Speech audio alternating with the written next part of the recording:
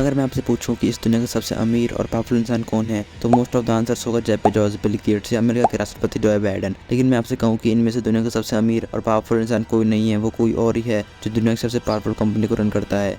इसे हम talking about Larry Fink, जो ब्लैक रॉक कंपनी के सीईओ है। आपने शायद ही इनका और इस कंपनी का नाम सुना होगा। एंड करंटली ये कंपनी $10 ट्रिलियन के एसेट्स हैंडल कर रही है, जो कि इंडियन रुपीज में कुछ इतने होते हैं। This company invest in all biggest companies like Amazon, Apple, Microsoft. इस कंपनी ने हर उस कंपनी में इन्वेस्ट कर रखा है जिसका नाम आपने आज तक सुना नहीं होगा। BlackRock. I actually believe inflation will be abating very rapidly. We now have $170 billion of dry powder available to invest. BlackRock, State Street, and Vanguard control $22 trillion in assets, which is roughly the equivalent of the entire gross domestic product of the United States of America.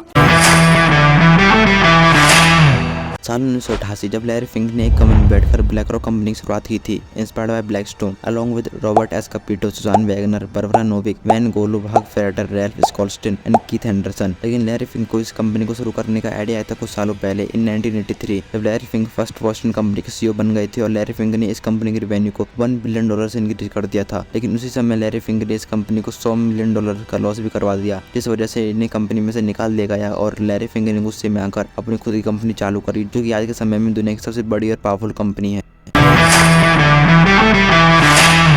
1988 जब Larry Fink ने black rock company को शुरू ही किया था, तो उन्हें कहीं से फंडिंग नहीं मिल रही थी जिससे वो अपनी कंपनी को चला सके। तब ब्लैकस्टोन के सीईओ पीट पीटरसन ने लैरी फिंक को उनकी पहली फंडिंग दी थी $5 मिलियन की। लेकिन उसके बदले में पीट पीटरसन ने मांगा लैरी फिंक से उनकी कंपनी में 50% का स्टेक। धीरे धीरे कंपनी की वैल्यू इंक्रीज हो रही थी, जिससे ब्लैक रॉक कंपनी अच्छा खासा प्रॉफिट कमाने लगी थी। और 1991 तक कंपनी पर $9 बिलियन की एसेट्स हो गई थी। 1992 तक $17 बिलियन की एसेट्स और 1994 तक $53 बिलियन की एसेट्स इस कंपनी के पास हो गई थी। एंड इन 2004 इस कंपनी ने स्टेट स्ट्रीट कंपनी को भी एक्वायर कर लिया, जो कि ब्लैक रॉक के कंपटीशन में थी। और अब इस समय ब्लैक रॉक का सिर्फ एक ही कॉम्पिटिटर है, वो है वैनगार्ड। आज के समय में सिर्फ ये दो कंपनियां ही अमेरिका की 70% जीडीपी को हैंडल कर रही हैं। इसमें से अगर सिर्फ ब्लैक रॉक की बात करें तो ब्लैक रॉक अमेरिका की 50% जीडीपी कंट्रोल करती है।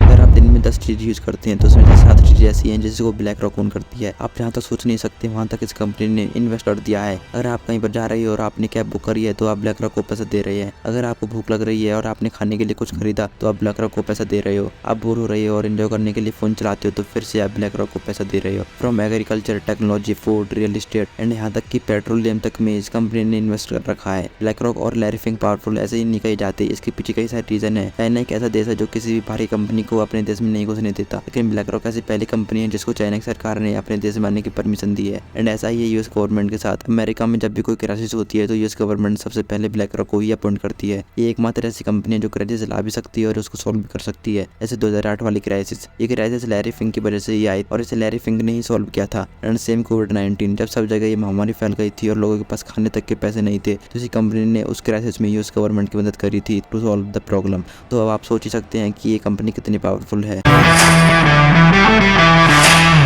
अगर आज कोई इंसान अपना स्टार्टअप शुरू करता है तो वो 30 से 35 सालों में इतना ग्रो नहीं हो पाएगा जितना लैरी फिंक ने ब्लैक रॉक को किया है। क्योंकि किसी भी बिजनेस को ग्रो करने के लिए एक मास्टरमाइंड की जरूरत होती है, जो कि है लैरी फिंक। लैरी फिंक ने बचपन से ही पॉलिटिक्स की पढ़ाई की है, जिस वजह से उन्हें पॉलिटिक्स की काफी नॉलेज है। उसी को देखते हुए इन्होंने अपनी कंपनी में यूएस गवर्नमेंट के ऑफिसर्स को अपॉइंट किया हुआ है, जिसमें बराक ओबामा की एडवाइजर्स और जो बाइडेन के सेक्रेटरी भी शामिल हैं, जिस वजह से लैरी फिंक को पॉलिटिकल सपोर्ट भी मिला हुआ है। एंड जब भी मार्केट में कोई नई टेक्नोलॉजी आती है तो लैरी फिंक सबसे पहले उस टेक्नोलॉजी का यूज करते हैं। उसी टेक्नोलॉजी का यूज करके ब्लैक रॉक कंपनी ने अपनी खुद की ऐप बनाई अलादीन, जो कि कंपनी के एसेट्स मैनेज करती है, जिससे ब्लैक रॉक को बहुत ज्यादा प्रॉफिट हुआ। और इसी प्रॉफिट को ब्लैक रॉक बड़ी बड़ी कंपनियों में इन्वेस्ट कर देती है। एंड आज ब्लैक रॉक के पास इतना पैसा है कि अगर वो टेस्ला, अमेजॉन, गूगल, माइक्रोसॉफ्ट और एप्पल को खरीद भी लेती है तो भी उसके पास $3.7 बिलियन रह जाएंगे, जो अब भी इंडिया की जीडीपी से ज्यादा है। ब्लैक रॉक इन पैसों से 5000 प्लस कंपनीज को ओन करती है, जिसमें इंडिया की HDFC, रिलायंस, बायजूस, पेटीएम और भी कई सारी कंपनियां शामिल हैं। लेकिन आपने कभी सोचा है कि इतना पैसा होने के बाद भी लैरी फिंक अमीरों की लिस्ट में दूर दूर तक दिखाई क्यों नहीं देते?